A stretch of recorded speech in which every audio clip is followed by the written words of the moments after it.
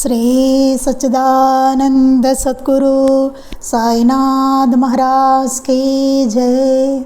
శ్రీ సచ్చిదానంద సద్గురు అలివేలు మంగమ్మ సహిత భరద్వాజ మహారాజ్ की जय।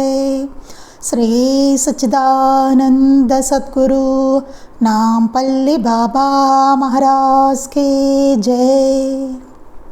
జై సాయి మాస్టర్।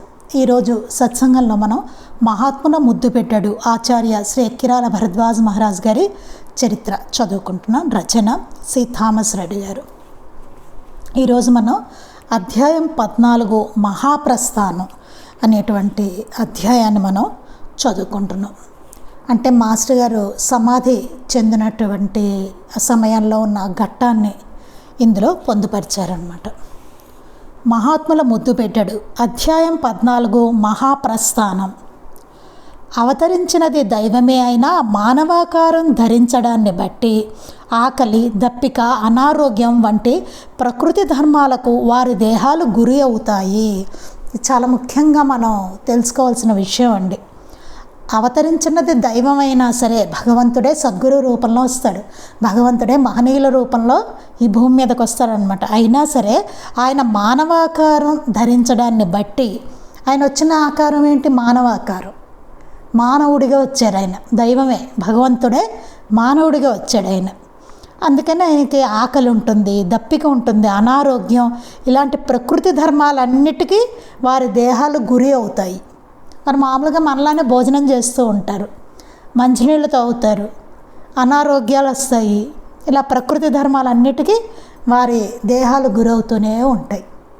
ఎందుకంటే మానవ శరీరానికి ఏమేమైతే ఉంటాయో అవన్నీ కూడా మనకు కనిపిస్తాయి, మనలానే అనిపిస్తూ ఉంటారు కూడా అలా చూస్తాం కనుక మనం కదా।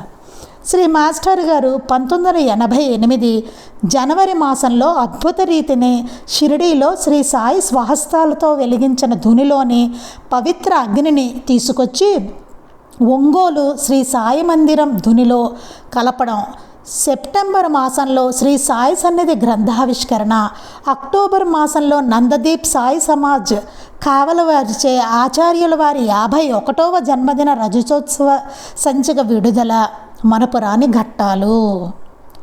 ఇక్కడ కొన్ని మరపురాని ఘట్టాలు చెప్తున్నారు ఆ టైంలో। మాస్టర్ గారు 1988 జనవరి మాసంలో షిరిడీ నుంచి బాబా స్వహస్తాలతో వెలిగించిన ధునిలోని ఆ పవిత్రమైన అగ్నిని తీసుకొచ్చి ఒంగోలులో శ్రీ సాయి మందిరం ధునిలో కలపడం, బాబా స్వహస్తాలతో షిరిడీలో వెలిగించిన ఆ ధుని అది తీసి అందులోంచి అగ్ని ఎంత పవిత్రమైనదండి, ఆయన చేతులతోటి బాబా వెలిగించిన ధుని అది, దాన్ని తీసుకొచ్చి ఒంగోలు సాయి మందిరంలో అక్కడ ప్రతిష్ఠించుకున్న ధునిలో కలిపారట మాస్టర్ గారు।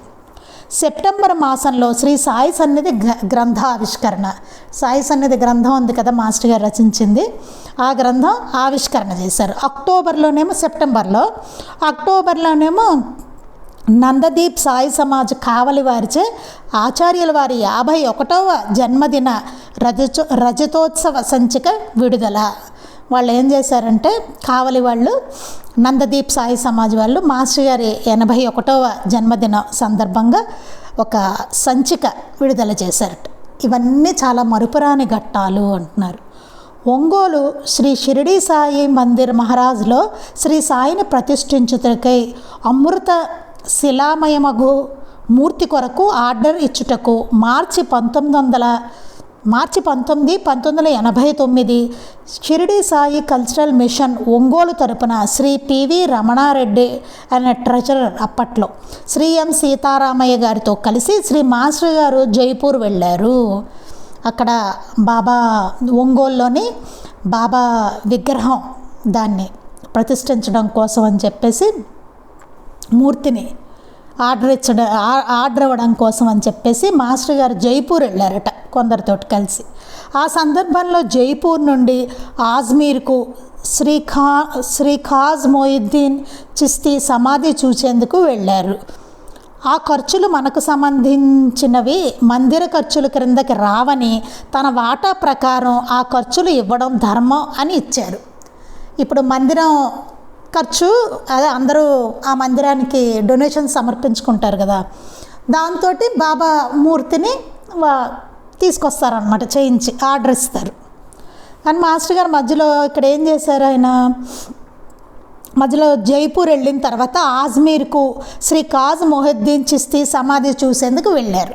మరి అక్కడ వెళ్ళినప్పుడు ఖర్చులు అవుతాయి కదా, అప్పుడు మాస్టర్ గారు ఏం చెప్పారట, ఆ ఖర్చులు మనకి సంబంధించినవి, మందిర ఖర్చుల కిందకి రావు, మందిర ఖర్చులు కాదు ఇది, మనం వెళ్ళి వాళ్ళని దర్శించుకుంటున్నాం అక్కడ, కాబట్టి మందిర ఖర్చులు కాదు, అందులోంచి తీయకూడదు అనేసి మాస్టర్ గారు తన వాటా ప్రకారం ఆ ఖర్చులు ఇచ్చేశారట. ఇదే ధర్మం, అలా ఇవ్వడమే ధర్మం అని చెప్పారట మాస్టర్ గారు. అలా చివరి వరకు ధర్మాన్ని తప్పక ఆధ్యాత్మిక జీవితాన్ని గడిపారు శ్రీ మాస్టర్ గారు. ఎప్పుడూ ఆయన ధర్మాన్ని తప్పలేదు మాస్టర్ గారు, చివరి వరకు అలాగే ఆధ్యాత్మిక జీవితాన్ని గడిపారు. అందరికీ ఇవ్వడమే కానీ ఆయన ఎక్కడ అసలు ఒక పైసా అట్లా తీసుకోవడం అనేది ఆయన దగ్గర ఉండేది కాదు. అంతా ధర్మబద్ధంగా ఉండేది ఆయన దగ్గర. తమ భౌతిక దేహత్యాగాన్ని గురించి ముందుగానే ఉత్తరాల ద్వారా పరోక్షంగా సూచన చేశారు. మాస్టర్ గారు ఆయన దేహాన్ని వదలడం గురించి, దేహత్యాగాన్ని గురించి ముందుగానే ఉత్తరాల్లో కొంచెం పరోక్షంగా, కొంచెం హింట్ అనమాట, అది సూచన చేశారట. మార్చి 12, 1989లో విద్యానగర్ మందిరానికి వచ్చినప్పుడు శ్రీమతి రుక్మిణి గారు ఒంగోలు వస్తాం సార్, అమ్మగారిని చూడాలని ఉంది అనగానే ఏప్రిల్ లోపల రమ్మని అన్నారు. ఆవిడ ఏమన్నారట, విద్యానగర్ మందిరానికి వచ్చినప్పుడు రుక్మిణి గారు అన్నారట, ఒంగోలు వస్తాం మాస్టర్ గారు, అమ్మగారిని చూడాలని ఉందంట, అంటే ఏప్రిల్ లోపల మీరు రండి అని చెప్పారట. వేసవి సెలవుల్లో వస్తాము అనగా ఏప్రిల్ లోపల వస్తే పోలా అన్నారట. వేసవికాలంలో అప్పుడు సెలవుల్లో వస్తామంటే లేదు ఏప్రిల్ లోపల వస్తే బాగుంటుంది కదా అని చెప్పారట. ఇలా చాలామంది చెప్పారండి మాస్టర్ గారు, ఏప్రిల్ లోపల రండి, తర్వాత నేను మీకు ఉండకపోవచ్చు, అట్లా వాళ్ళకి అర్థం కాలేదు. అంటే మాస్టర్ గారు ఏదో పని మీద మేలో ఆయనకి కుదరదేమో అలా అనుకున్నారు. ఏప్రిల్ 12 లోపల ఒకసారి రమ్మని లక్ష్మీ అక్కతో రామారావుతో ఉత్తరం రాయించారు శ్రీ మాస్టర్ గారు. అయినా నేను పోలేకపోయాను అంటారు శ్రీ పి సుబ్బరామయ్య. మాస్టర్ గారు కొందరు ఉత్తరాలు కూడా రాయించారట, ఏప్రిల్ లోపల రండి అని చెప్పి, కానీ వెళ్ళలేకపోయిన వాళ్ళు కూడా ఉన్నారు. చేసా master. Shri T Narayanarao, deputy tahsildar Tada, Nellore జిల్లా. వారికి 12/3, 1989 శ్రీ మాస్టర్ గారు ఆశీస్సులతో రాసిన ఉత్తరం 31/3, 1989 చేరింది.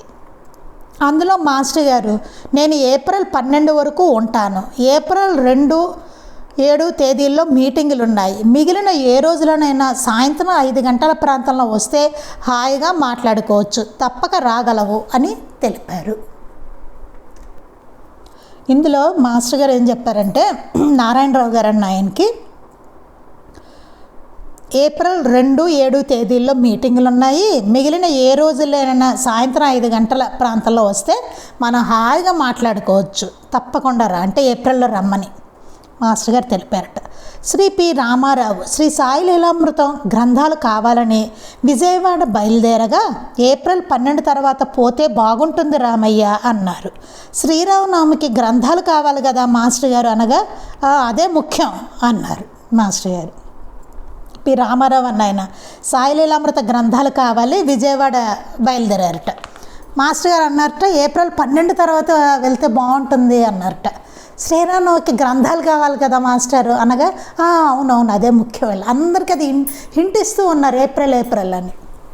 చివరి సత్సంగ ప్రవచనం 10/4, 1989 సోమవారం ద్వారకామాయి మందిరంలో, శ్రీ సాయి మందిరంలో ఒంగోలు. శ్రీ మాస్టర్ గారు భక్తి శ్రద్ధలు అనే 2 సంచీలు సర్దుకొని రెడీగా ప్లాట్ఫారంపై ఉండాలి. రైలు రాగానే వెనక్కి తిరిగి చూడక ఎక్కాలి, అది మన కోసం ఆగదు, త్వరలో శ్రీ అయోధ్య గారు వస్తారు, పారాయణ ప్రాముఖ్యతను గురించి వివరిస్తారు అని అన్నారు. మాస్టర్ గారు చివరి సత్సంగంట 10/4, 1989 సోమవారం ద్వారకామాయి మందిరంలో, శ్రీ సాయి మందిరం ఒంగోలు. శ్రీ మాస్టర్ గారు సత్సంగంలో చెప్పారట, భక్తి శ్రద్ధలు అనే 2 సంచులు సర్దుకుని రెడీగా ప్లాట్ఫారంపై ఉండాలి. భక్తి శ్రద్ధ అనేవి 2 సంచులు సర్దుకొని రెడీగా ఉండాలట ప్లాట్ఫారంపై. రైలు రాగానే వెనక్కి తిరిగి చూడక ఎక్కాలి, రైలు రాగానే ఇంకా వెనక్కి చూడకూడదు, ఎక్కేయాలన్నట్ట. అది మన కోసం ఆగదు. రైలు మన కోసం ఆగదు, అది రాగానే అట్టు ఇట్టు చూడకుండా ఎక్కేయాలన్నట్టు. త్వరలో శ్రీ అయోధ్య గారు వస్తారు, పారాయణ ప్రాముఖ్యతను గురించి వివరిస్తారు అని చెప్పారట మాస్టర్ గారు. ఇక్కడ నాకు ఇది చదువుతుంటే ఒకటి గుర్తొచ్చిందండి. మనకి రామాయణంలో ఆయన దశరథుడు చెప్తారు కదా, ఇలా అడవులకి వెళ్ళాలి అని శ్రీరాముడికి చెప్పిన తర్వాత సరే అన్నీ నారబట్టలు అన్నీ కట్టుకొని బయలుదేరేస్తాడు. ఆయన బయలుదేరేస్తే రథం మీద తీసుకెళ్తూ ఉంటారు. రాముడు వెళ్ళిపోతూ ఉంటే దశరథుడు వెనకాల ఒకసారి బాబుగారు చెప్పారు ఇది, అలాగే గుర్తుంది ఆయన చెప్పినట్టు. నాకు పరిగెట్టుకుంటూ వస్తాడు దశరథుడు. పరిగెట్టుకుంటూ వస్తే వచ్చి ఆగు ఆగు అని చెప్పి పిలుస్తూ ఉంటాడు శ్రీరామ్. అంటే బాధగా ఉంటుంది కదా కొడుకుని పంపించేయడం. ఆగు రామ ఆగు అని పిలుస్తున్నా సరే ఆ రథసారథి అంటాడు ఆగమంటున్నారు, ఆగుదావు అంటే అసలు వెనక్కి కూడా చూడలేట్టు ఆయన. ఆగద్దు పద అన్నారు. చూడండి అసలు ఎలా ఉందో చూడండి. తండ్రి కోసం ఆయన ఏం ఆగలేదు అక్కడ. ఆగద్దు పద అని చెప్పారు ఆయన శ్రీరామచంద్రుడు. ఆయన ఏంటి అక్కడ ఆ రాక్షసులను అందరినీ చంపి జరగవలసిన కార్యక్రమం అక్కడ ఉంది. ఆయన అవతార కార్యం ఉంది అక్కడ. చూడండి ఎట్లా ఎలా ఉంటుందో చూడండి. దీన్ని బట్టి మనం అర్థం చేసుకోవాలి అసలు మహాత్ములు ఎట్లా ఉంటారు అని. అది మీకు అర్థమైందని నేను అనుకుంటున్నాను. అది అక్కల్కోట స్వామి పాదుకల రాక. శ్రీ మాస్టర్ గారు తమ భౌతిక శరీరాన్ని త్యాగం చేసేందుకు 2 రోజుల ముందు అద్భుత సంఘటన జరిగింది. మాస్టర్ గారి శరీరం వదిలేసే ముందు 2 రోజుల ముందు ఒక అద్భుతమైన సంఘటన జరిగిందట. శ్రీ దత్తాత్రేయుని 4వ అవతారమైన శ్రీ సాయి మరొక రూపము అయిన శ్రీ అక్కల్కోట స్వామి వారు ధరించి నడిచిన చర్మపాదుకలను 10/4/1989 మధ్యాహ్నం శ్రీ స్వామిని సేవించిన శ్రీ చోళ్ళప్ప గారి మునిమనవుడు శ్రీ దినకర్ గారు స్వామివారి ఆదేశం ప్రకారం తనతో తీసుకుని వచ్చి శ్రీ మాస్టర్ గారి ఇంట్లోకి అడుగుపెట్టారు. చూడండి ఎంత అద్భుతమైన సంఘటన జరిగిందో అప్పుడు చూడండి. మాస్టర్ గారు దత్తాత్రేయ 4వ అవతారం ఆయన అక్కలకోట స్వామి వారు స్వయంగా ధరించి నడిచిన చర్మపాదుకల్ని 10/4/1989 మధ్యాహ్నం స్వామిని సేవించిన శ్రీ చోళ్ళప్ప గారి మునిమనవుడు, స్వామి దగ్గర చోళ్ళప్ప అని ఆయన ఉన్నారు కదా, సేవించుకున్న ఆయన మనం చదువుకున్నాం అందులో అక్కలకోట స్వామివారి చరిత్రలో. వారి మునిమనవుడు దినకర్ గారు స్వామివారి ఆదేశం ప్రకారం స్వామి ఆదేశించారట ఆ పాదుకలు తీసుకెళ్ళమని మాస్టర్ గారి దగ్గరికి. ఆదేశం ప్రకారం తనతో తీసుకుని వచ్చి శ్రీ మాస్టర్ గారి ఇంట్లోకి అడుగుపెట్టారు. ఆయనతో తీసుకుని వచ్చి మాస్టర్ గారి ఇంట్లోకి వచ్చారట ఆయన. అప్పుడు శ్రీ మాస్టారు శ్రీ సాయి లీలామృతం 7వ ముద్రణ సిద్ధం చేసుకుంటున్నారు. అప్పుడే మాస్టర్ గారు సాయి లీలామృతం 7వ ముద్రణ సిద్ధం చేస్తున్నారట. పాదుకలు దరిదాపు 130 సంవత్సరాల నాటివి. అప్పటికే మాస్టర్ గారు ఉండేటప్పుడు అప్పటికే పాదుకలు 130 సంవత్సరాల నాటివిట. అంటే ఇంకా బాబా కన్నా ముందు కదండి. అందువల్ల శ్రీ దత్తాత్రేయ సాంప్రదాయంలో పాదుకలకు అత్యంత ప్రాధాన్యం ఉంది. మనందరికీ తెలిసిన విషయమే. దత్త సాంప్రదాయంలో పాదుకలకు చాలా అత్యంత ప్రాధాన్యం ఉంటుంది. మహనీయులందరూ నడిచి చూపిన ఆధ్యాత్మిక సాధనా మార్గానికి అవి సంకేతాలు. దేనికి సంకేతాలు అంటే మహనీయులందరూ నడిచి చూపిన ఆ ఆధ్యాత్మిక సాధనా మార్గానికి పాదుకలు అనేవి సంకేతాలు అన్నమాట. అందుకే చూడండి మహాత్ములందరికీ పాదుకలు ఉంటాయి ఇక్కడ మనం నమస్కరించుకోవడానికి. ఆచార్యులు వారు ఒకసారి పాదుకల ప్రాశస్త్యాన్ని గురించి చెబుతూ ఎప్పుడూ భూమిపై అని ఉండే ఈ పాదుకలు శ్రీ దత్తాత్రేయుడు భూమిపై అన్ని యుగాల్లోనూ లభిస్తుంటారనడానికి సంకేతం. మాస్టర్ గారు పాదుకల గురించి చెప్పారట. ఎప్పుడూ భూమిపై అని, ఆయన ఎప్పుడు భూమి మీద అవతరిస్తానని చెప్పారు కదా దత్తాత్రేయుల వారు.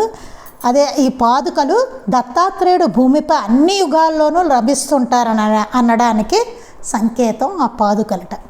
గురువు త్రిమూర్తులు, పరబ్రహ్మ స్వరూపం. ఆ భగవంతుని పాదాలే భూలోకమయ్యాయని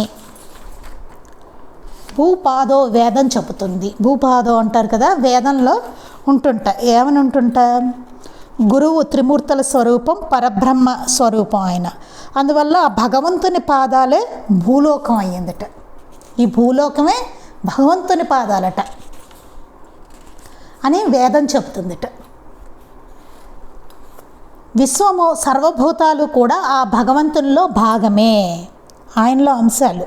ఈ విశ్వము, ఈ సర్వభూతాలు కూడా ఆయనలో అంశాలు, ఆయన నుంచి వేరుగా ఏమీ లేవు, ఆయనలో అంశాలే ఈ విశ్వము. మనకు కనిపించే జీవులు అన్నీ సర్వభూతాలు కూడా భగవంతునిలో భాగాలు అని వేదం చెప్పింది అన్నారు. పాదోన్య విశ్వభూతాని అనేసి వేదం చెప్పిందిట. ఈ విశ్వం నాలోనే ఉన్నది అని సాయి చెప్పారు. మనకి లీలామృతం చూసుకుంటే బాబా ఏం చెప్పారు? ఈ విశ్వం నాలోనే ఉన్నది అని చెప్పారు. వేదంలో కూడా ఏమని ఉంది? విశ్వము సర్వభూతాలు కూడా భగవంతుల్లో భాగాలను ఉంది. చూసారా అక్కడ ఎలా సరిపోయిందో చూడండి. వేదాల్లో ఏది ఉందో అదే అక్కడ బాబా కూడా చెప్పారు. ఈ అఖండ విశ్వమే నేను, మూలానికి మూలం దత్తనగరం, నా రూపం ఇప్పుడు షిరిడీలో ఉన్నది అన్నారు శ్రీ అక్కలకోట స్వామి. అక్కలకోట స్వామి కూడా అదే విషయాన్ని చెప్పారు. ఈ అఖండ విశ్వమే నేను, మూలానికి మూలం దత్తనగరం, నా రూపం ఇప్పుడు షిరిడీలో ఉన్నది అని అక్కలకోట స్వామి వారు కూడా చెప్పారు. అంటే శ్రీ సాయియే స్వయంగా పాదుకల రూపంలో ఒంగోలు వచ్చారు. అది అక్కడ అంటే బాబానే వచ్చారనమాట. ఎందుకంటే అక్కలకోట స్వామియే ఆయన చెప్పారు. ఏమని? ఇప్పుడు నా రూపం ఇప్పుడు షిరిడీలో ఉంది అని చెప్పారు ఆయన. అప్పట్లో ఆయన శరీరం వదిలేసే ముందు, సమాధయ్యే ముందు, నా రూపం ఇప్పుడు షిరిడీలో ఉన్నది అని చెప్పారనమాట. అంటే సాయే ఆయన. అందుకని సాయే స్వయంగా పాదుకల రూపంలో ఒంగోలు వచ్చారు అని చెప్తారు. అక్కలకోట నుండి షోలాపూర్కు 46 కిలోమీటర్ల దూరంలో ఉంది అక్కలకోట. అక్కడ శ్రీ స్వామి పాదుకలు శ్రీ మాస్టర్ గారి దగ్గరకు వచ్చాయి. అక్కడి నుంచి ప్రజల దర్శనం కొరకు మందిరంలో పెడుతున్నట్లు ఆ విషయమే మైక్ ద్వారా పట్టణమంతా తెలియపరచమని శ్రీ సాయి మందిర కమిటీ సభ్యులకు చెప్పి పంపగా వారెంతో ఆనందంతో భక్తి శ్రద్ధలతో ఆ పని చేశారు. మాస్టర్ గారి దగ్గరికి పాదుకలు రాగానే మాస్టర్ గారు ఏం చేశారు? ప్రజలందరూ దర్శనం చేసుకోవాలి అని చెప్పి వాళ్ళందరి కొరకు మందిరంలో పెట్టమని చెప్పారు. పెడుతున్నట్టుగా ఆ విషయం మైకులో మొత్తం పట్టణం అంతా తెలియజేయండి, అందరూ వచ్చి స్వామి పాదుకలు దర్శించుకోవాలి అని చెప్తే అందరూ ఆనందంతో వాళ్ళు భక్తి శ్రద్ధలతో వాళ్ళు మైక్లో ప్రచారం చేశారనమాట. 10వ తేదీ సాయంత్రం భక్తజనులు శ్రీ షిరిడీ సాయి మందిరంలో స్వామివారి పాదుకలను ప్రజలు కన్నులారా దర్శించారు. బాబా మందిరంలో పెట్టారు కదా పాదుకలు, అప్పుడు అందరూ వచ్చి చక్కగా దర్శించుకున్నారట, కన్నులారా దర్శించుకున్నారట. సేజారతి తరువాత తిరిగి శ్రీ మాస్టారు గారింటికి పాదుకలు తెచ్చారు. బాబా మందిరంలో సేజారతి అయిపోయిన తర్వాత ఆ పాదుకలు మళ్ళీ మాస్టర్ గారింటికి తీసుకొచ్చారట. తిరిగి 11వ తేదీ ఉదయం 7:30 శ్రీ మాస్టారు గారు పాదుకలకు ఆరతి ఇవ్వగానే భక్తజనులు శ్రీ మాస్టారు గారి ఇంటి నుండి మేళతాళాలతో ఊరేగింపుగా మందిరానికి తీసుకొచ్చారు. రాత్రి మాస్టర్ గారి ఇంట్లో ఉంచి పొద్దున్నే 7:30కి మాస్టర్ గారి పాదుకలకు ఆరతి ఇచ్చారట. భక్తజనులు అందరూ మాస్టర్ గారి ఇంటికి వచ్చి మేళతాళాలతో ఊరేగింపుగా ఆ పాదుకలని మందిరానికి తీసుకెళ్లారట. ఆ రోజు సాయంత్రం 3 గంటలకు శ్రీ మాస్టర్ గారికి చిన్నగా గుండె నొప్పి వచ్చింది. ఆ రోజు సాయంత్రం ఏమైందట? మాస్టర్ గారు అంటే 11వ తారీఖున మాస్టర్ గారికి, ఏప్రిల్ 11 మాస్టర్ గారికి చిన్నగా గుండె నొప్పి వచ్చిందట. డాక్టర్ చూసి ఏమీ పర్వాలేదు, విశ్రాంతి అవసరం అని చెప్పారు. ఏం పర్వాలేదండి, మాస్టర్ గారు ఇంకో సత్సంగాలు అవి ఏం తిరుగుతూ ఉంటారు కదా, అందుకని కొంచెం మీరు స్ట్రెయిన్ అవ్వకుండా విశ్రాంతి తీసుకోండి అని చెప్పారట. మందు తీసుకోవడంతో బాధ ఉపశమించింది. ఏదో మందు ఇచ్చారు, మాస్టర్ గారు తీసుకున్నారు, బాధ ఉపశమించింది. సాయంత్రం సత్సంగ గదిలో ఉన్న భక్తులతో, ఈరోజు బాగాలేదమ్మా, నేను ఈ మాత్రం వచ్చి కూర్చున్నానంటే మీ అదృష్టం అన్నారు. సాయంత్రం సత్సంగం అందరూ వస్తారు కదా, ఆ భక్తులతో అన్నారట, ఈరోజు అసలు బాగోలేదు నాకు, నేను ఈ మాత్రం వచ్చి కూర్చున్నానంటే నిజంగా మీ అదృష్టం అని చెప్పారట. మందిరంలో సేజారతి తరువాత పాదుకలను శ్రీ మాస్టర్ గారింటికి తెచ్చారు. ఆ ముందు రోజులాగానే సేజారతి అయిపోయింది మందిరంలో. తర్వాత పాదుకలు మళ్ళీ మాస్టర్ గారింటికి తెచ్చారట. 11వ తేదీ మంగళవారం రాత్రి శ్రీ మాస్టర్ గారు పడుకున్నాక 2 గంటల ప్రాంతంలో సాధకులు శ్రీ సాయి భక్తులకు శ్రీ అయోధ్య గారు వారికి కలిగిన స్వప్న దర్శన సూచనలను బట్టి సేలం నుండి శ్రీ మాస్టర్ గారి వద్దకు ఒంగోలు చేరారు. ఆ రోజు ఏమైంది, 11వ తేదీ మంగళవారంట రాత్రి మాస్టర్ గారు పడుకున్నారట. పడుకున్న తర్వాత 2 గంటల ప్రాంతంలో సాయి భక్తులు సాధకులు అయిన శ్రీ అయోధ్య గారు ఆయనకి ఒక స్వప్న దర్శనం వచ్చిందిట. ఆ సూచనలు బట్టి ఆయన సేలం నుంచి మాస్టర్ గారి వద్దకు ఒంగోలు వచ్చారట. 12/4/89వ తేదీ బుధవారం ఉదయం కాగడ ఆరతి కాగానే శ్రీ అక్కలకోట స్వామి పాదుకలను శ్రీ మాస్టర్ గారి వద్దకు తీసుకొని వెళ్ళగా నమస్కారం చేసుకున్నారు మాస్టర్ గారు. ఇక 12వ తేదీ ఆ రోజు బుధవారం ఉదయం కాగడ ఆరతి అయిపోయిన తర్వాత ఆయన పాదుకలు మాస్టర్ గారి వద్దకు తీసుకొని వెళ్ళారట. అక్కలకోట స్వామి వారి పాదుకలు మాస్టర్ గారు నమస్కారం చేసుకున్నారట. అప్పుడు శ్రీ అయోధ్య గారు మాస్టర్ గారికి పాద నమస్కారం చేసుకుంటుండగా ఎప్పుడొచ్చావు అని మాస్టర్ గారు పలకరించి సేలం మాయీమాత విషయాలు తెలుసుకున్నారు. సరే, అయోధ్య గారికి స్వప్న దర్శనం వచ్చి మాస్టర్ గారి కోసమని ఒంగోలు వచ్చేశారు. ఆయన వచ్చినప్పుడు మాస్టర్ గారికి నమస్కారం చేసుకున్నారు అయోధ్య గారు. చేసుకోగానే మాస్టర్ గారు ఎప్పుడొచ్చావు అని అడిగేది.